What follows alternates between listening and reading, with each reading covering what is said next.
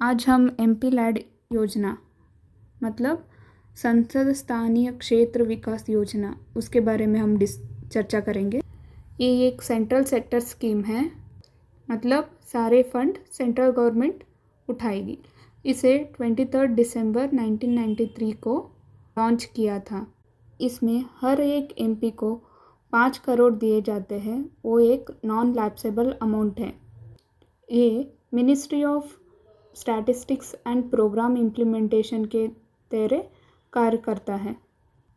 MP land लाया किस लिए था, चलिए उसके बारे में चर्चा करेंगे। जो भी एमपी होते हैं वो अपनी लोकल एरिया पे एसेट क्रिएट करके डेवलपमेंट कर लिए जाए, इसीलिए एमपी लैंड स्कीम लाया गया। चलिए अभी कौन कौन से एमपी कहाँ कहाँ वर्क करेंगे वो देखेंगे।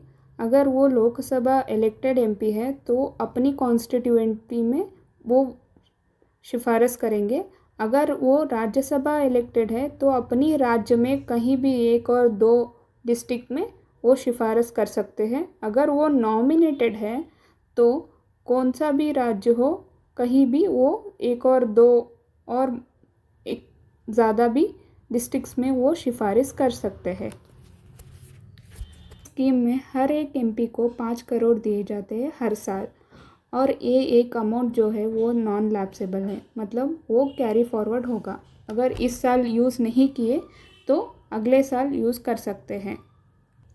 अगर एमपी ने कोई भी प्रोजेक्ट अप्रूव हो गया तो उसकी अमाउंट जो भी होगा वो 2 हिस्सों में, मतलब 2.5 करोड़ के हिसाब से 2 हिस्सों में डिस्ट्रिक्ट अथॉरिटी को दिए जाते हैं। इसका मतलब क्या हुआ, एमपी को डायरेक्टली अमाउंट नहीं मिलते, वो भी जो भी प्रोजेक्ट होगा उसका अमाउंट डायरेक्टली डिस्ट्रिक्ट अथॉरिटी को मिल जाते हैं।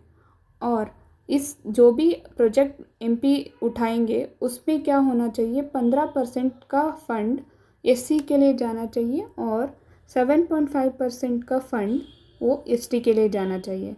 अगर कोई भी ट्रस्ट और सोसाइटी के लिए अगर सिफारिश करना चाहते हैं, उस ट्रस्ट और सोसाइटी को 3 साल हो चुके होंगे और वो जो ट्रस्ट और सोसाइटी हो वो सोशल वेलफेयर एक्टिविटीज़ में इन्वॉल्व होना चाहिए, तब उसमें 50 लाख तब एमपी उसमें सिफारिश कर सकते हैं।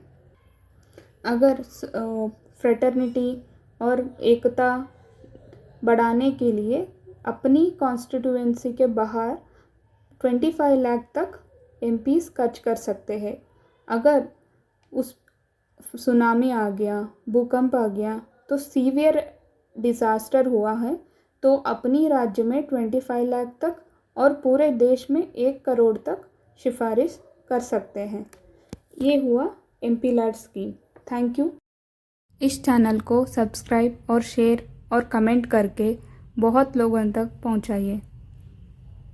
नेक्स्ट टॉपिक कौन सा होना चाहिए इसके बारे में कमेंट करके बताइए।